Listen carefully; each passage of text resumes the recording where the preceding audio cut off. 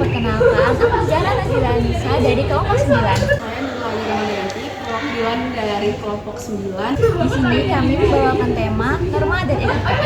Penelitian kami kali ini berjudul Etika dalam Era Digital, Membangun Kesadaran dan Kepatuhan Terhadap Norma-Norma dalam Penggunaan Teknologi. Di sini kita bersama seorang narasumber kita.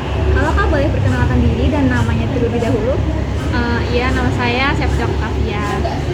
Kalau boleh tahu Kakak dari prodi apa ya? Aku sendiri dari prodi matematika. Kenalkan, nama saya Joshua Novelino, saya dari Matematika Angkatan 2022.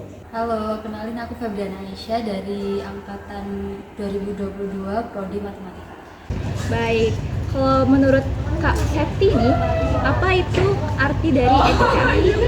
Mungkin etika itu kayak prinsip moral ya yang bisa membimbing perilaku seseorang dan bisa membedakan mana yang benar dan mana yang salah. Menurut saya sendiri ya terkait etika itu seperti cara kita bersikap, cara kita menanggapi, cara kita memperlakukan orang baik. Jadi itu lebih ke cara bersikap kita sih dalam kehidupan sehari-hari. Kalau menurut aku etika sendiri itu merupakan perilaku manusia yang dianggap oleh setiap orang yang berperilaku baik maupun buruk. Kalau untuk norma sendiri, menurut kakak itu norma itu apa? Nah, kalau norma sendiri itu bukan dari kitanya, lebih ke dari lingkungan sekitar. Jadi tatanan-tatanan hidup atau aturan hidup yang emang kita terima dari luar. Jadi kayak kita dituntut untuk hidup seperti apa, itu norma. Kalau norma sendiri itu aturan yang mengikat suatu individu maupun kelompok yang digunakan sebagai panduan hidup agar diterima oleh semua orang. Kalau norma sendiri menurut aku itu kayak standar perilaku gitu di masyarakat, buat apa ya, dalam berperilaku, dalam kehidupan sosial dan bermasyarakat. Nah, menurut Kak Febri, pentingkah norma dan etika diterapkan dalam kehidupan kita sehari-hari ini, terutama kita sekarang dalam era digital ya? Kalau aku penting banget ya, karena semakin berkembangnya digital, semakin dilupakan gitu norma sama etikanya. Jadi penting banget. Penting banget dong untuk sekarang ini, termasuk di era digital juga kan. Jadi kayak membantu interaksi yang positif, terus juga menghindari konflik. Menurut aku sendiri perlu ya, karena kalau dilihat dari sekarang itu sendiri, emang nilai-nilai etika atau nilai norma itu sendiri udah mulai luntur. Jadi kelihatan bahwa kurangnya kesadaran terkait anak muda yang mungkin sedikit kurang sopan untuk orang tua. Ya kita jadinya mengikuti kebiasaan orang-orang luar mungkin ya. Jadi harusnya perlu, karena emang harus seimbang supaya kehidupannya bisa lebih baik aja. Menurut Kak Septi lagi nih, apakah era digitalisasi ini mengubah etika dan norma sosial yang ada pada masyarakat kita saat ini? Mungkin mengubah sih ya, tapi ada yang baik, ada yang buruk. Kayak contohnya kayak tanpa nama di internet gitu, kayak kita bisa komen tanpa nama, itu bisa mengurangi tanggung jawab seseorang. Terus kayak kemudahan akses informasi di internet itu juga mengubah persepsi tentang privasi dan hak asasi. Kemungkinan sih enggak sebenarnya, cuman karena era digitalisasi itu kan jadinya gampang sekali ya, gaya hidup orang luar itu masuk ke kita dapat menerimanya dengan lebih gampang. Jadi mungkin caranya kita bersikap, caranya kita menanggapi terkait digitalisasi itu sendiri sih, karena digitalisasi sendiri nggak akan melunturkan nilai-nilai itu, tapi kegiatan yang ada di dalamnya tuh, kita itu mau kegiatan apa, nah itu yang akan mempengaruhi terkait nilai-nilai norma dan etika itu sendiri. Sangat mengubah ya. Contohnya aja adikku sendiri, karena dia masih kecil juga, ngomong sama orang dewasa itu cukup kurang sopan. Terus gak bisa, sebenarnya bisa ya diajarin gitu, tapi belum bisa menerima secara langsung gitu. Jadi sangat berubah sekali gitu. Apalagi karena zaman sekarang udah beda generasi juga, jadi sangat kurang lah terkait etika dan norma itu sendiri. Menurut kakak gimana dampak yang terjadi jika kita menggunakan teknologi tapi mengabaikan etika dan norma yang ada? Yang pastinya kalau untuk dampaknya itu sendiri ya mungkin dari cara kita bersikap orang lain ya. Misal kita jadi kurang sopan, misal digitalisasi itu, misal kita kayak ngobrol tapi sambil main handphone dan sebagainya, jadi kayak kita sibuk sendiri gitu, jadi kurang memperhatikan orang lain, kurang peduli atas orang lain gitu sih. Kalau menurut aku dampaknya sangat buruk, bisa cyberbullying itu semakin berkembang, terus konten-konten yang tidak layak disebarluaskan, tapi kita dapat mengakses gitu. Jadi itu dampak yang bisa terjadi kalau kurang etika dan norma itu sendiri. Kalau etika dan norma diabaikan itu bisa menyebabkan berbagai masalah ya, kayak penyebaran informasi yang salah, terus peretasan juga, cyberbullying, terus ada juga penurunan kualitas interaksi sosial. Nah, menurut pandangan Kak Febri, apakah mayoritas masyarakat Indonesia ini menerapkan etika dan norma dalam menggunakan sosial media gitu? Kalau menurut aku mayoritas orang itu masih belum cukup menerapkan etika dan norma dalam bermedia sosial, karena banyak juga komentar-komentar negatif yang membuat pembuat konten itu kayak bisa merusak mental juga kan. Jadi menurutku masih kurang. Menurut aku sih ini masih dalam proses belajar gitu ya, dan adaptasi.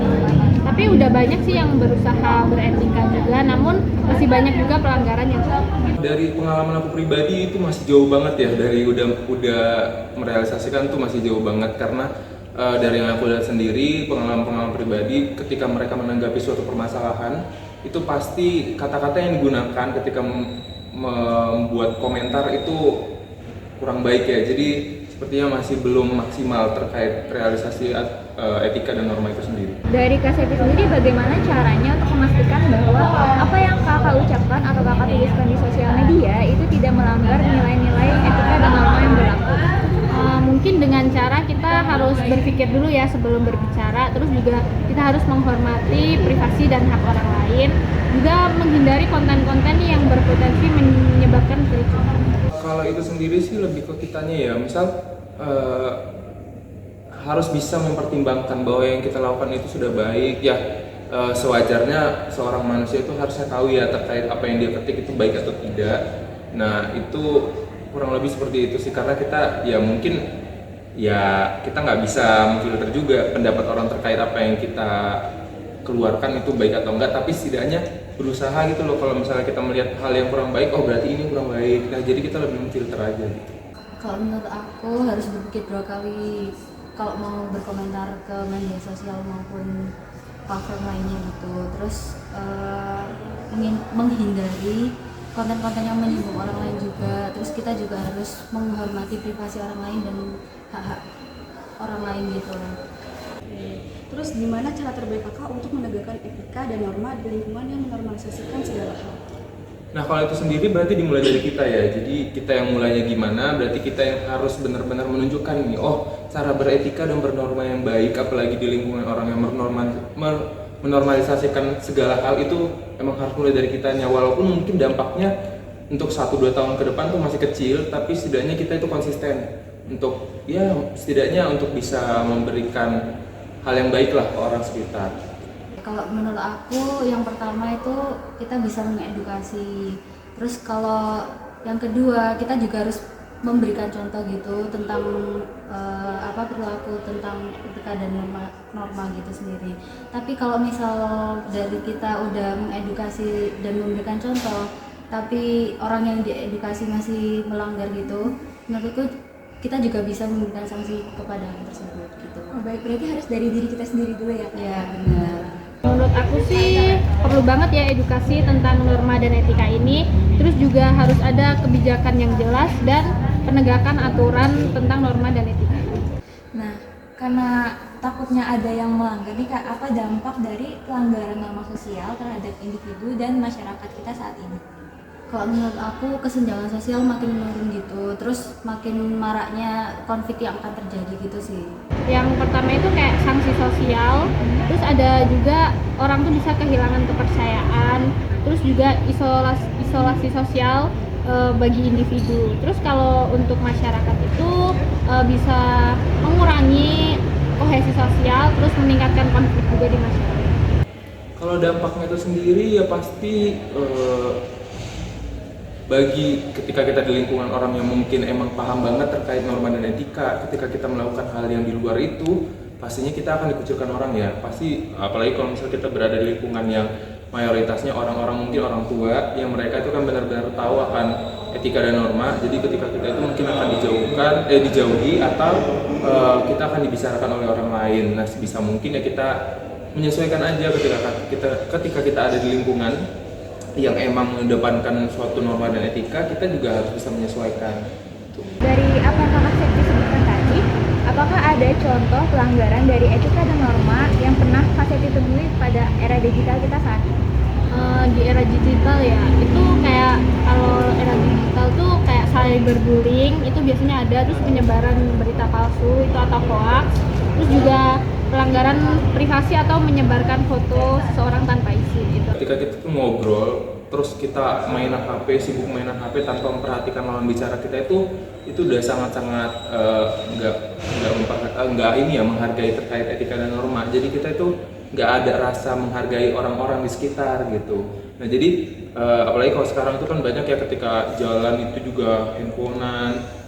Jadi ketika ada orang mungkin yang di sekitar kita itu butuh pertolongan, kita pun jadi nggak tahu gitu karena ya kita sibuk sendiri gitu. Kalau dari zaman sekarang itu kebanyakan anak kecil bisa mengakses semua platform media sosial kan, jadi gak ada penyaringan sesuai batas umur gitu. Terus komentar jahat yang mempengaruhi pembuat konten itu juga berpengaruh juga. Terus cyberbullying gitu-gitu deh, banyak banget Contoh-contoh yang di media sosial gitu ya? ya.